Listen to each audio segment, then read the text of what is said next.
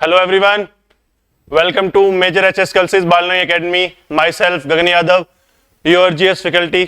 और आज हम करेंगे PYQ, योर एग्जाम एनालिसिस. और किसका एनालिसिस होने वाला है आज? आज हम करेंगे पॉलिटी के क्वेश्चंस का एनालिसिस. जो अभी आपके एग्जाम में क्वेश्चंस आए हैं उनको एक एक करके क्वेश्चंस को देखेंगे. सीडीएस के अंदर जो क्वेश्चंस आए हैं उस एक एक क्वेश्चन को डिस्कस करेंगे, राइट आंसर को बताएंगे और किस तरीके से आपको क्वेश्चंस को अप्रोच करना था वो हम देखेंगे. क्लियर? चलिए स्टार्ट करते हैं. CDS 2026 1 written exam polity PYQs. चलिए सेट ए करने वाले हैं. ध्यान रखेंगे सेट ए के क्वेश्चंस होने वाले हैं जो हम करने वाले हैं. तो सेट ए का 86 क्वेश्चन था जो कि हमारी पॉलिटी और गवर्नेंस का एक टॉपिक है. चीफ ऑफ डिफेंस स्टाफ यानी कि सीडीएस से क्वेश्चन इस बार पूछ लिया गया है. हम जब भी अपने कोर्सेज में सिलेबस कराते हैं तो रैंक्स क्या हैं, इंसिग्नियाज क्या होते हैं, ऑफिसेस क्या हैं मिलिट्रीज के, वो सब उसमें इंक्लूड होते हैं. सिर्फ आपको कॉन्स्टिट्यूशन नहीं पढ़ना है पॉलिटी में. पॉलिटी में आपको एक्ट के साथ साथ गवर्नेंस के साथ साथ और भी ऑफिसेस हैं जो आपको पढ़ने हैं. और यही क्वेश्चन आपके सामने मिल गया. और ऐसे दो क्वेश्चन इस बार पूछे गए, मिनिस्ट्री ऑफ डिफेंस से और सीडीएस से. तो क्या क्वेश्चन है ये? Consider the following statement about the position of CDS. He is the sorry he is the head of the department of military affairs within the ministry of defense. यानी वो बोल रहे हैं कि जो सीडीएस हैं वो head of the military affairs होते हैं जो मिनिस्ट्री ऑफ डिफेंस के अंदर ही एक डिपार्टमेंट है. दूसरा है he is the permanent chairman of the chief of staff committee. यानी जो चीफ ऑफ स्टाफ कमेटी है उसके परमानेंट चेयरमैन होते हैं. Third option is he does not exercise any military command over 3 services chief. अब देखिए मेरी बात ध्यान से, मैं ये गारंटी दे रहा हूं मोस्ट ऑफ द स्टूडेंट्स ने क्या किया होगा अगर इस थर्ड स्टेटमेंट को एलिमिनेट करा होगा. और आपने मोस्ट ऑफ द बच्चों ने क्या आंसर दिया होगा? ओनली 1. क्यों? क्योंकि सर एक्सट्रीम स्टेटमेंट है, आप एक्सट्रीम को बहुत जल्दी एलिमिनेट करने की कोशिश करें. लेकिन एक बात ध्यान से सुनो, अगर आपको सिर्फ ये 2 स्टेटमेंट पता हो जो कि बहुत इजी स्टेटमेंट है. सीडीएस जब ऑफिस बनाया गया ये बात तय थी कि वो head of the military affairs होंगे. यानी तीनों सर्विसेज के बीच में जो कोऑर्डिनेशन होगा उस कोऑर्डिनेशन को कौन सुपरवाइज करेंगे? सीडीएस सुपरवाइज करेंगे. तो राइट स्टेटमेंट है बिल्कुल. दूसरा, he is the permanent chairman of the chief of staff committee. बिल्कुल ठीक बात है, वो परमानेंट चेयरमैन है किसके? Chief of the staff committee के. अगर ये दोनों स्टेटमेंट ठीक हो जाते हैं, आप मुझे ये बताइए किस कोड के अंदर सिर्फ 1 और 2 लिखा हुआ है? सर कहीं भी नहीं लिखा हुआ है. सिर्फ एकमात्र ऐसा स्टेटमेंट है जहां 1 और 2 साथ है लेकिन उसमें 3 साथ है. तो आपको 3 को देखने की जरूरत ही नहीं थी, 3 अपने आप सही हो गया. तो राइट आंसर क्या हो जाता है? Right answer is option number D. तो 86 का क्या है? Option number D is your correct answer. Clear है? चलिए नेक्स्ट क्वेश्चन की तरफ चलते हैं. एंड नेक्स्ट क्वेश्चन इज बड़ा इजी क्वेश्चन आया. आप बहुत खुश हो गए होंगे इस क्वेश्चन को देखकर. दिन रात आप इन्हीं के बारे में सपने देखते हैं. आईएम में जाना है, एनडीए जाना है, डिफेंस सर्विसेज में जाना है, ओटीए में जाना है. क्लियर है? बस कुछ नहीं है, वो मिलिट्री इंस्टीट्यूशंस दिए हुए हैं, उनकी डेफिनेशंस या किस टाइप की ट्रेनिंग्स वहां पर हो रही है इसके बारे में क्वेश्चन पूछा गया है. चलिए देखते हैं. फर्स्ट स्टेटमेंट है इंडियन मिलिट्री एकेडमी यानी कि आपकी आईएमए. क्लियर है? एक है आपकी NDA, C is National defence College and D is OTA यानी कि ऑफिसर्स ट्रेनिंग एकेडमी. सबसे पहले तो देखिए ओटीए सबको पता है क्या है सर? शॉर्ट सर्विस कमीशंस की जो ट्रेनिंग है ऑफिसर्स की वो होती है. कहां पर लिखा हुआ है? Training cadets for the short service commission, यानी कि डी का तो 1 होगा ही होगा. अब आप ये देख लीजिए कि डी का 1 कहां पर है? 2 जगह दिखाई दे रहा है डी का 1, यानी कि ए और बी तो आपके एलिमिनेट ऐसे ही हो गए हैं. बचे क्या आपके पास? बचे हैं सिर्फ 2 ऑप्शन, सी और डी. अब सी में क्या है? ए का 2 ही है दोनों के अंदर, यानी कि इंडियन मिलिट्री एकेडमी का क्या दिया हुआ है? 2. Training the person joining the army as officers. बिल्कुल ठीक बात है. तो ए का 2 तो राइट है. अब आपको क्या देखना है? आप नेशनल डिफेंस कॉलेज और नेशनल डिफेंस एकेडमी को देखिए। एनडीए में आपको पता है क्या है, एनडीए की अगर मैं बात करूं, training cadets of the 3 services of defence forces before inducting them into a respected pre commissioning training academics या training of selected senior officers of the arm forces and civil services officers, ये national defence college में होता है, ना कि NDA के अंदर होता है। तो राइट आंसर क्या होगा, सी का 4, और सी का 4 कहां पर है, so right answer is option number C. तो 87 का क्या आंसर है, 87 का हमारा आंसर है option number C is are correct answer. Clear है? चलिए नेक्स्ट क्वेश्चन की तरफ चलते हैं। और एक क्वेश्चन और आया था 89, चिल्ला चिल्ला कर थक गए हम कि sir president, vice president, finance commission के चेयरमैन और गवर्नर ऑफ द आरबीआई, इनके सबको रट लीजिए क्रोनोलॉजी वाइज। एक एक प्रेसिडेंट, एक एक वाइस प्रेसिडेंट, एक एक प्राइम मिनिस्टर, एक एक गवर्नर और चेयरमैन फाइनेंस कमीशन का, ये आपको याद होने चाहिए सारे के सारे।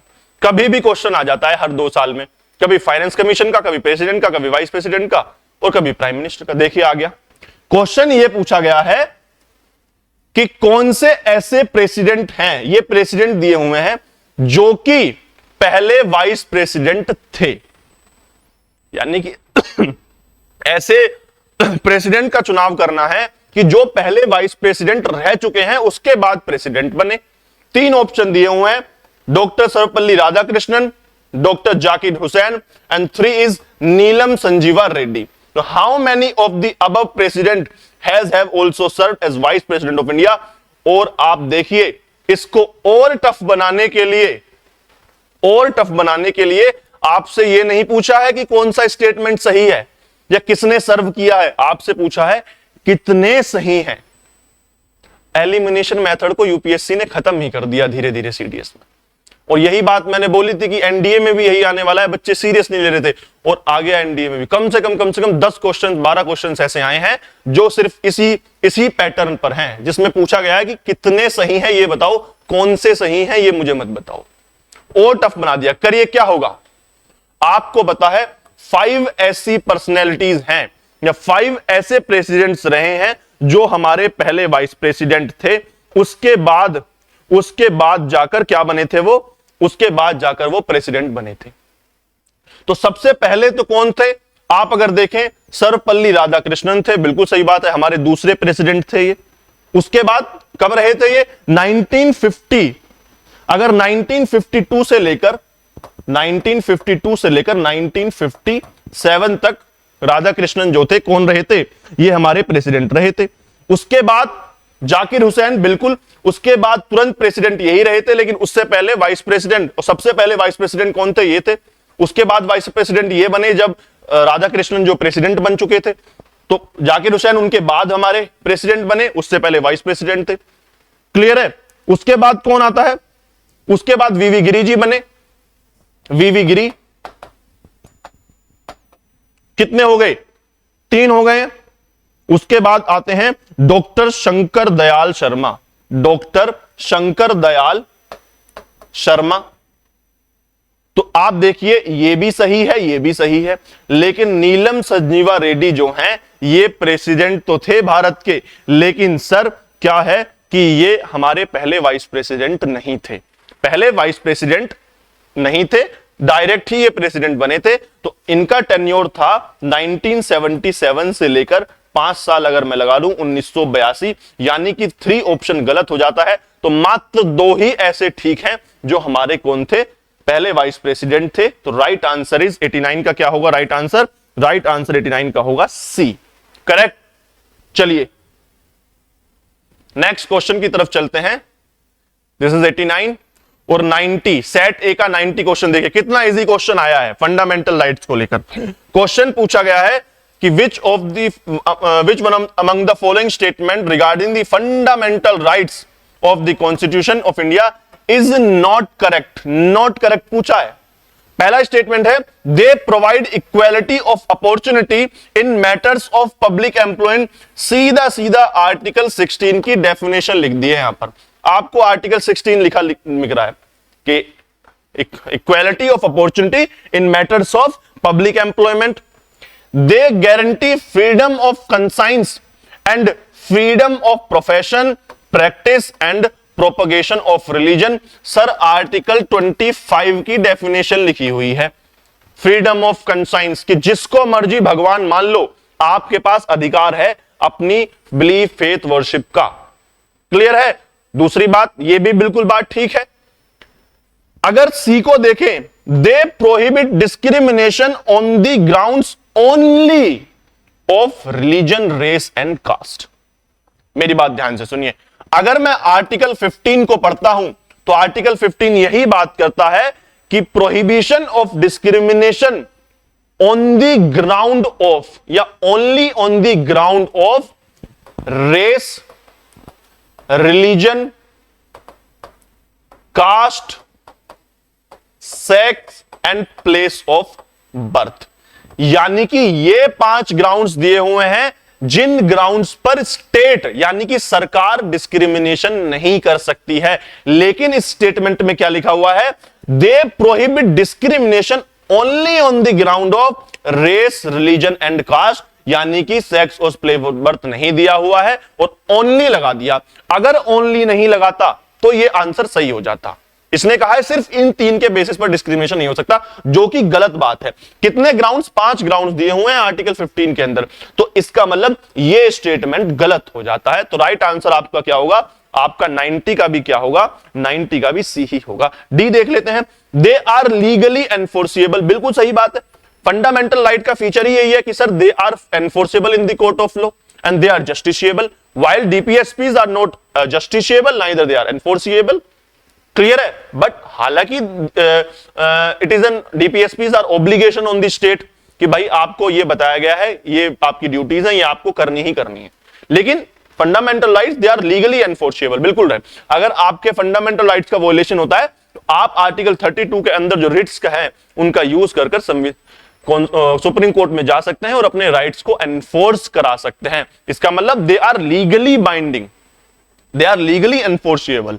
क्लियर है? तो राइट आंसर क्या होगा? Option number C is your right answer, क्योंकि ये करेक्ट नहीं है फंडामेंटल राइट्स के हिसाब से। चलिए नेक्स्ट, बड़ा इजी क्वेश्चन आया था। अगर आपने थोड़ा सा भी फंडामेंटल राइट्स को अच्छे से पढ़ लिया होगा तो ये बड़ा ही इजी क्वेश्चन था।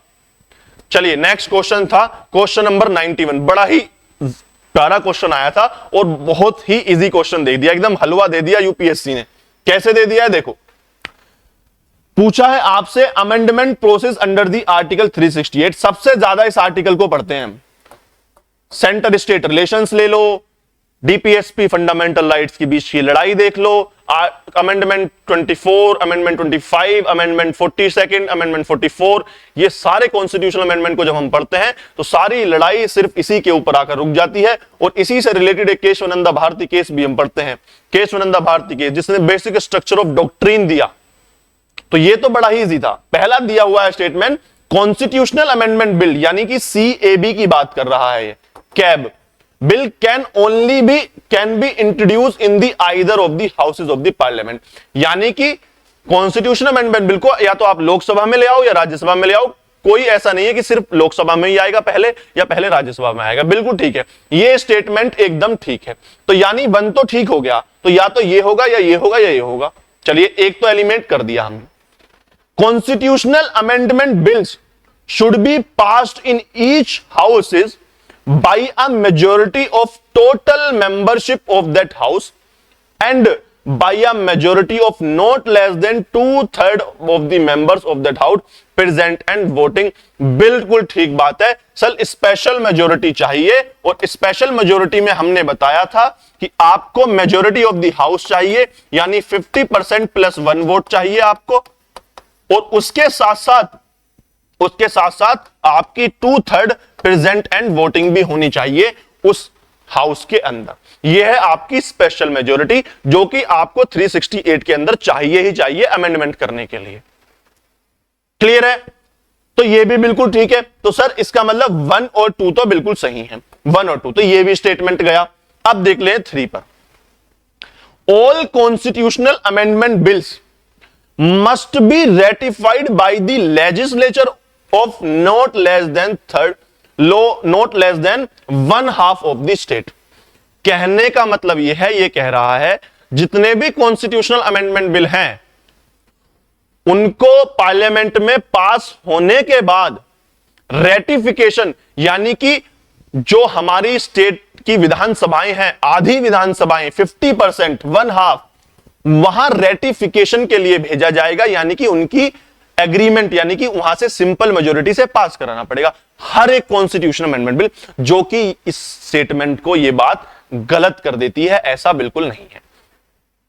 सिर्फ कुछ ही ऐसे सिनेरियोज हैं जहां कॉन्स्टिट्यूशनल अमेंडमेंट बिल अगर आता है, उन्हीं टॉपिक्स के ऊपर संविधान में अमेंडमेंट जब होगा तो रेटिफिकेशन चाहिए हाफ स्टेट्स का। वो कैसे हैं सर? अगर वो आपके किससे रिलेटेड हैं सर? फेडरलिज्म से रिलेटेड हैं।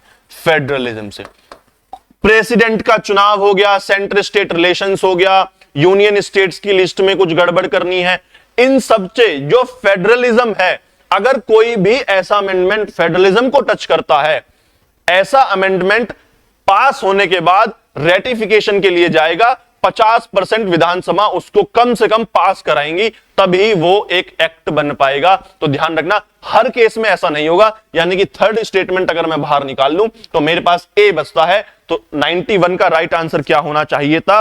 91 का होना चाहिए था option number A is your correct answer. Clear है? So option A is your correct answer. Clear? चलिए नेक्स्ट क्वेश्चन की तरफ चलते हैं। क्वेश्चन नंबर 92 और बड़ा इजी क्वेश्चन आया है, सुप्रीम कोर्ट की क्वालिफिकेशन के ऊपर क्वेश्चन आया है। देखिए, the person has to be for at least 5 years a जज ऑफ द हाई कोर्ट और 2 or more सक्सेशन और मोर कोर्ट्स इन सक्सेशन। यानी कि अगर किसी को सुप्रीम कोर्ट का जज बनना है तो वो मनुष्य 5 साल कम से कम किसी एक हाई कोर्ट का या अलग अलग हाई कोर्ट का या अलग अलग हाई कोर्ट के सक्सेशन का 5 साल तक वो हाई कोर्ट का जज रहा हो। 2 हाई कोर्ट का रहा हो, एक ही हाई कोर्ट में रहा हो, कैसे भी रहा हो, लेकिन 5 साल उसने जजशिप करी हो हाई कोर्ट के अंदर। यह बिल्कुल ठीक है। The person has to be for at least 10 years an advocate of high court और more such courts in succession. यह कह रहा है कि या फिर 10 साल वो एडवोकेट रहा हो, कहां का? हाई कोर्ट का, एक हाई कोर्ट का, 2 हाई कोर्ट का या ज्यादा हाई कोर्ट का, लेकिन सक्सेशन में, यानी कि टोटल मिलाकर उसकी वकालत कितने साल की होनी चाहिए हाई कोर्ट में? 10 साल की होनी चाहिए। यह भी बिल्कुल ठीक बात है। तो यानी कि 1 और 2 तो सही है। बात अटक गई आपकी 3 पर आकर कि 3 सही होगा तो आपका डिसाइड होगा। अब 3 कह रहा है the person is in the opinion of the chief justice of India a distinguished jurist. यानी कि ये चाहिए क्वालिफिकेशन, ये चाहिए या तो, या फिर या ये भी चलेगी। और इस बात का ध्यान रखना, ये क्वालिफिकेशन है कॉन्स्टिट्यूशन में, लेकिन वो एक डिस्टिंग्विश्ड ज्यूरिस्ट हो सकता है, लेकिन इन the opinion of the president. Sir, president के ओपिनियन के हिसाब से वो डिस्टिंग्विश्ड ज्यूरिस्ट होना चाहिए, ना कि चीफ जस्टिस ऑफ इंडिया का। ये स्टेटमेंट गलत हो जाता है इसकी वजह से। तो अगर मैं 3 को बाहर निकाल दूं तो मेरे पास एक ही स्टेटमेंट बच रहा था, 1 और 2। अगर आपको सिर्फ यही पता होता तो आप अपने आप पहुंच जाते ऑप्शन नंबर सी की तरफ। दूसरी बात, अगर मैं हाई कोर्ट की बात करूं तो हाई कोर्ट में और भी क्वालिफिकेशंस है इस तरह की, लेकिन डिस्टिंग्विश्ड ज्यूरिस्ट की क्वालिफिकेशन हाई कोर्ट में एग्जिस्ट नहीं करती। ये हम चिल्ला चिल्ला कर बताते हैं। ये डिस्टिंग्विश्ड ज्यूरिस्ट सिर्फ सुप्रीम कोर्ट के केस में ही है। कॉन्स्टिट्यूशन के अंदर हाई कोर्ट के केस में ये कुछ भी नहीं लिखा हुआ है। क्लियर है? सो राइट आंसर क्या होगा क्वेश्चन नंबर 92 का? 92 का राइट आंसर होगा ऑप्शन नंबर सी। क्लियर? चलिए नेक्स्ट क्वेश्चन है आपका 93 और 93 आया है आपके 93 आपके किस क्वेश्चन के ऊपर आया है? 11th शेड्यूल के ऊपर आया है। 73rd कॉन्स्टिट्यूशनल अमेंडमेंट एक्ट के हिसाब से आया है। पंचायती राज सिस्टम में आर्टिकल 343A से लेकर 343O तक के अलग अलग आर्टिकल्स को ऐड किया गया था पंचायती राज सिस्टम को समझाने के लिए। उसके ऊपर इस क्वेश्चन को पूछ लिया गया है सर कि बताइए कौन कौन से आर्टिकल्स किससे मैच होते हैं। देखो ध्यान से अब, तो आर्टिकल 243 और यह बताना है कि कौन सा जो पेयर है वो इनकरेक्टली मैच्ड है, यानी कि सही नहीं है। 243 में ग्राम सभा बताई गई है, बिल्कुल सही बात है। 243 के अंदर कॉन्स्टिट्यूशन ऑफ पंचायत, यानी कि पंचायत कैसे बनाई जाएंगी, कैसे कॉन्स्टिट्यूट करी जाएंगी, इसके बारे में लिखा हुआ है। 243C कहता है कंपोजिशन ऑफ पंचायत, पंचायत का कंपोजिशन कैसे होगा, डिस्ट्रिक्ट्स होंगी, जिला परिषद होंगी, ग्राम ब्लॉक पंचायत होंगी, सब कुछ उसमें बताया गया है। क्लियर है, ये भी बिल्कुल ठीक है। सो रॉन्ग आंसर स्टेटमेंट है आपका, ये इनकरेक्टली मैच्ड है। आर्टिकल 243 इलेक्शंस की बात नहीं करता, यह बात करता है रिजर्वेशन ऑफ सीट्स की। जी हां, आर्टिकल 243 रिजर्वेशन की बात करता है पंचायत के अंदर, जबकि इलेक्शन के बारे में जो बात करने वाला आर्टिकल है वो करता है 243 के आर्टिकल। उम्मीद कर, बहुत फैक्चुअल क्वेश्चन था, लेकिन अगर आपने थोड़ा बहुत भी पंचायती राज सिस्टम पढ़ा होता, 73rd कॉन्स्टिट्यूशनल अमेंडमेंट, तो आपको ऊपर के 3, 4, 5 तो याद होने ही चाहिए बिल्कुल, कि किस तरीके से उसमें अंदर दिया गया है। क्लियर है? चलिए नेक्स्ट क्वेश्चन। तो राइट आंसर क्या होगा? ऑप्शन नंबर डी, ये इनकरेक्टली मैच्ड है। तो 93 का आंसर क्या हो गया? 93 का हो गया डी। चलिए नेक्स्ट क्वेश्चन की तरफ चलते हैं जी, और नेक्स्ट क्वेश्चन है 95। Which one of the following item is not included in the state list of constitution of India? बड़ा ही आसान क्वेश्चन था, ये आपको करवाया जाता है, और जब मैं दिल्ली एनसीटी आपको कराता हूं, दिल्ली और एनसीटी का एग्जाम्पल बाकी विधानसभाएं, बाकी लेजिस्लेटिव असेंबली के कंपैरिजन में, तब मैं आपको बताता हूं कि दिल्ली के अंदर जो स्टेट लिस्ट के अंदर सब्जेक्ट हैं, जैसे कि लैंड है, पब्लिक ऑर्डर है, एंड और क्या है, आपकी पुलिसिंग है, ये एक स्टेट लिस्ट का हिस्सा है। लेकिन दिल्ली के केस में ये विधानसभा के पास में नहीं है, ये सेंट्रल गवर्नमेंट के पास में। तो आपको वहां से याद होना चाहिए कि sir public order, land and local government, ये तो स्टेट का ही हिस्सा होती हैं। बचता क्या है? Economic and social planning. क्या इकोनॉमिक सोशल प्लानिंग केंद्र सरकार नहीं करती? क्या राज्य सरकारें नहीं करती हैं? बिल्कुल करती हैं। तो ये एक कंकरेंट लिस्ट का हिस्सा है, कंकरेंट यानी कि लिस्ट 3 का हिस्सा है, स्टेट लिस्ट का हिस्सा नहीं है। सो राइट आंसर क्या हो गया आपका? बी एक स्टेट लिस्ट का हिस्सा नहीं है। सो राइट आंसर आपका ऑप्शन नंबर बी। तो 95 सेट ए का आंसर क्या है? Option number B is your correct answer. चलिए देखिए सर, आ गया, एक निमोनिक पढ़ाया जाता है शुरू के याद करने के लिए, नमस्ते। मैं कहता हूं कुछ याद ना करो, लेकिन नमस्ते जरूर याद कर लो कि 371 जो एक आर्टिकल है जो स्पेशल प्रोविजंस की बात करता है, कुछ पर्टिकुलर स्टेट्स के, उनके बारे में यह आर्टिकल है 243। और याद कैसे रखना है इसको? नमस्ते से याद रखना है। नमस्ते से कैसे सर? जो 371 खाली है उसको ध्यान रखना, वो गुजरात और महाराष्ट्र के लिए है, उसको अलग याद रखना। लेकिन 371A इज नमस्ते फॉर नागालैंड,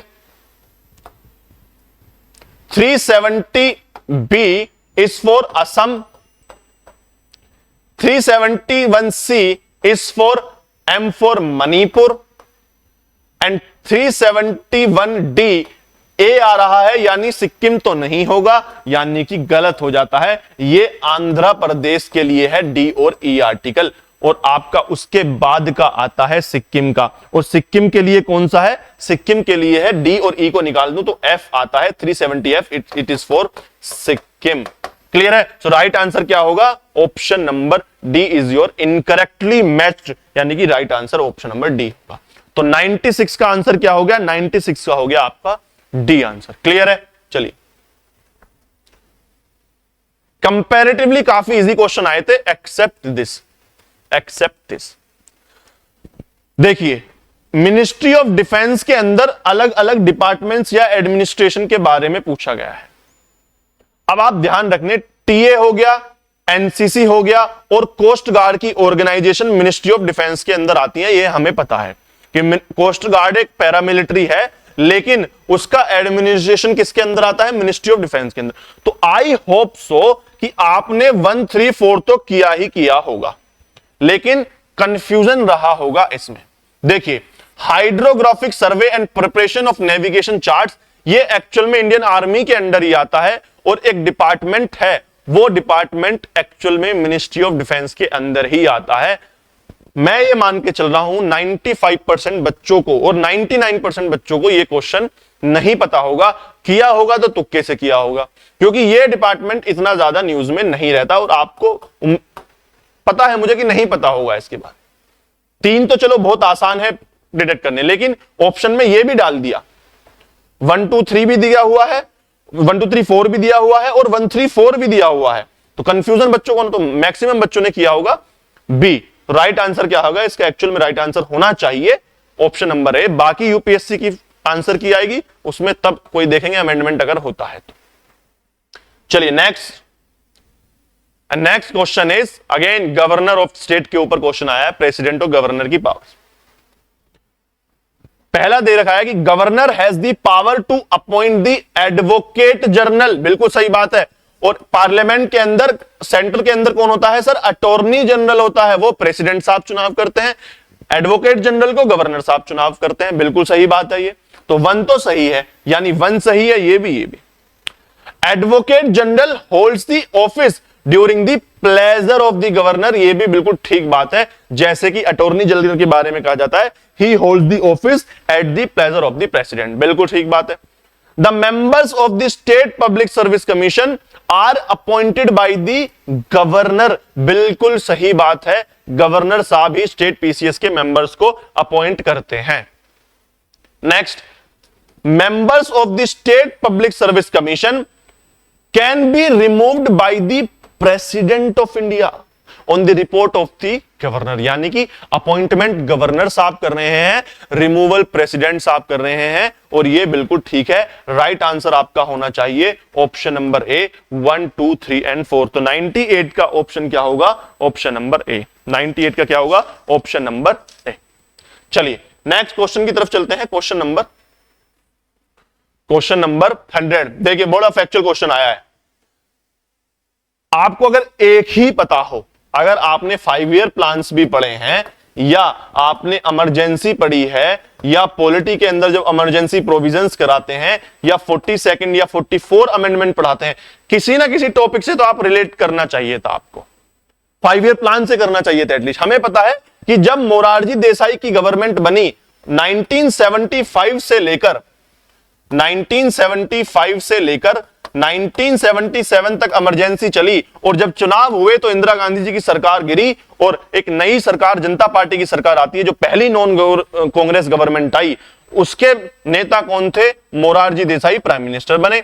वो 97 से 1979 तक प्राइम मिनिस्टर रहे। उसके बाद चौधरी चरण सिंह आए थे। चौधरी चरण सिंह आए थे सर, प्राइम मिनिस्टर बने थे। तो अगर देखें 1977 से 80 नहीं है, 1977 से 79 इसका आंसर था। आपको अगर और पता हो, नहीं पता हो, ये भी वैसे आसान है। चरण सिंह साहब ने भारतीय क्रांति दल बनाया था, और जगजीवन राम जी एक कॉन्स्टिट्यूएंट असेंबली का मेंबर थे, बिल्कुल सही बात है। और जयप्रकाश नारायण थे founder of secretary of the Congress socialist party, बिल्कुल सही बात है। सीएसपी एक पार्टी बनाई थी जयप्रकाश नारायण में, जेपी नारायण ने, जिन्होंने नारा भी दिया था इमरजेंसी के टाइम पर, गद्दी छोड़ो जनता आती है। तो राइट आंसर क्या होगा? ऑप्शन सी, ये आपका इनकरेक्ट है। क्लियर है? चलिए नेक्स्ट क्वेश्चन की तरफ चलते हैं। And question number 101। देखिए अलग अलग एक्ट्स दिए हुए हैं और उनके ईयर के बारे में पूछ रहा है। कंज्यूमर प्रोटेक्शन एक्ट 2012 में, बिल्कुल ठीक है, 2012 में ही आया था। राइट टू इंफॉर्मेशन एक्ट 2004 में लिखा हुआ है। आरटीआई तो पता ही होगा, आई होप। कॉन्स्टिट्यूशनल अमेंडमेंट भी हुआ था, आपको याद हो तो। ये आया था 2005 के अंदर। ये गलत है सर, आपको ज्यादा याद करने की जरूरत ही नहीं थी, और ये आप बहुत इजीली पढ़ते हैं फंडामेंटल राइट्स के अंदर। 21A आर्टिकल भी पढ़ते हैं नहीं पढ़ते हैं? बिल्कुल पढ़ते हैं सर। तो क्या है, 2005 में आया था, ना कि 2004 में। तो ये एक करेक्टली पेयर्ड नहीं है। Which one of the following is correctly paired with its connect? Not correctly पूछना चाहिए था, ये भी करेक्ट था, 2006 में ये भी करेक्ट आया था, और protection of children POCSO act भी 2010 के अंदर आया था। तो 1 A, C और D इज योर करेक्ट। एक बार देख लेते हैं, गिव मी अ सेकंड, इसके कोड्स क्या थे वो मैं देख लेता हूं एक बार। What were the codes of this, एक मिनट बस, गिव मी अ सेकंड। क्या है question? Question number 101। So question number 101 के ऑप्शंस थे, ऑप्शंस कुछ नहीं थे,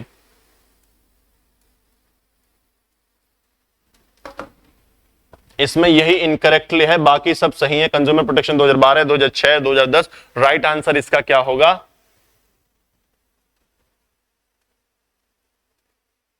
ऑप्शन नंबर सी। ये तो 2006 में ही आया था। क्लियर है? क्लियर है? चलिए 102, एक बार 101 को भी हम दोबारा से चेक करेंगे क्या है उसका। आई गेस क्वेश्चन ही मिसप्रिंट आया इस बार, विच बाकी ईयर्स अगर आप चेक करेंगे तो शायद बिल्कुल ठीक है। अगर हम पोक्सो एक्ट को देखें, पोक्सो एक्ट वाज इन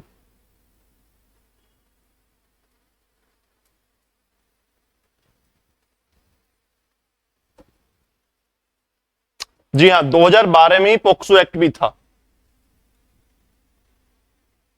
2012 में था पोक्सो एक्ट, तो ये भी गलत है। एक मिनट रुकिएगा, 2012 में था बिल्कुल, हाँ तो 2012 में था पोक्सो एक्ट, 2000 ये भी गलत है, ये 2005 में आया था, ये तो 2006 में ही आया था शेड्यूल्ड ट्राइब्स का। तो राइट आंसर इसका होगा ऑप्शन नंबर सी। सॉरी, सही कर लिया गया।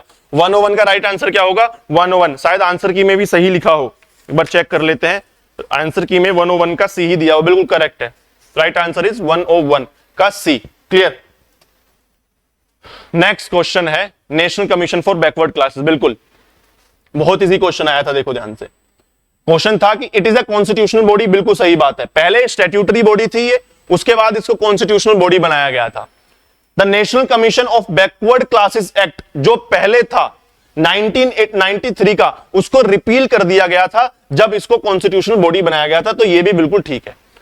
Secretary ministry of social justice and empowerment government of India heads the commission, ये गलत है। इसका एक अलग से चेयरमैन होता है, कोई सेक्रेटरी इसको हेड नहीं करता। सो राइट आंसर क्या होगा? ऑप्शन 1 एंड 2, यानी कि A is your correct answer. Clear है? चलिए नेक्स्ट क्वेश्चन की तरफ चलते हैं।